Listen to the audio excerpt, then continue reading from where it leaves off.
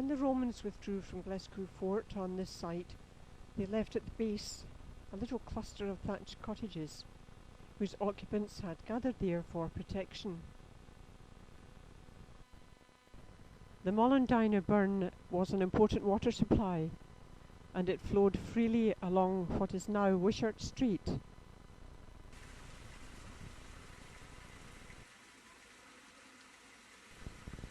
Christianity reached the little settlement, one visitor being St. Ninian. He consecrated as a Christian burial place a small piece of high ground between the fort and the Molendinar. However, he was not to become the patron saint of Glasgow.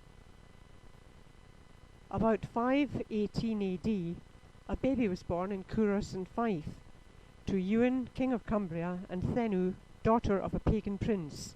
He became an accomplished scholar and eventually left his birthplace, settling by the little Molendinar community. The year was 543 AD, and his name was Kentigern, better known by his pet name Mungo, meaning dear one. He built a little church and baptized his Christian converts by the Molendinar burn.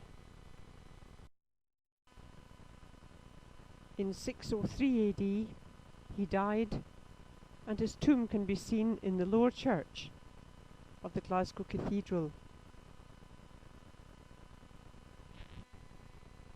Very little is known of Glasgow for the next 5 centuries.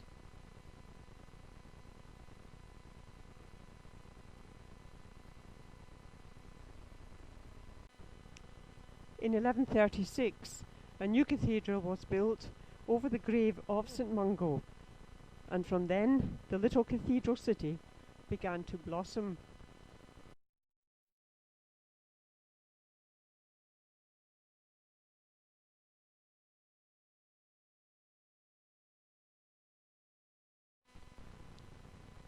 A colony of cloth shrinkers sprang up on the lower banks of the Molendinar, and salmon fishers worked at the mouth of the stream, where it silted up as it entered the Clyde.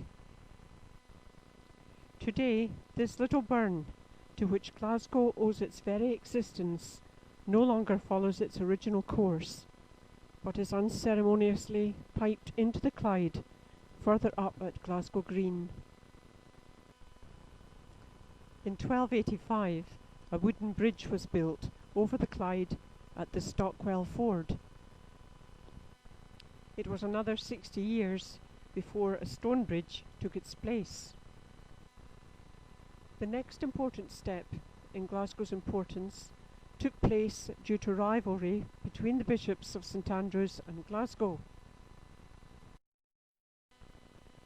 A university had been founded in St Andrews in 1411, but it was another 40 years until Glasgow set up a university, with students initially being taught in the chapter house of the cathedral.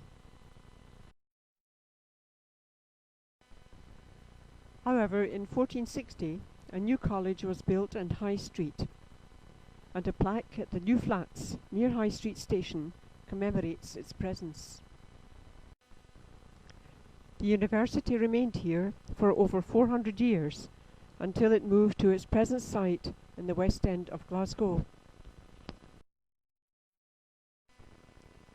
Across Cathedral Square, at the corner of Castle Street and MacLeod Street, stands a quaint old building, the oldest in Glasgow, except the cathedral itself, the Province Lordship.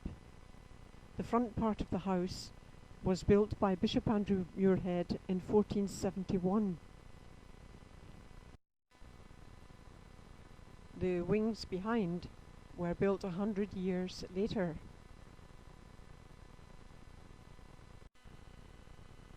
Many a house is old without being interesting. The real interest lies in what happened between the walls. King James IV is believed to have stayed here while performing his duties as one of the canons of Glasgow Cathedral. It was also in one of the low-roofed rooms in 1567 that King James IV's granddaughter, Mary Queen of Scots, was believed to have written the letter which implicated her in the plot to murder her husband, Lord Darnley.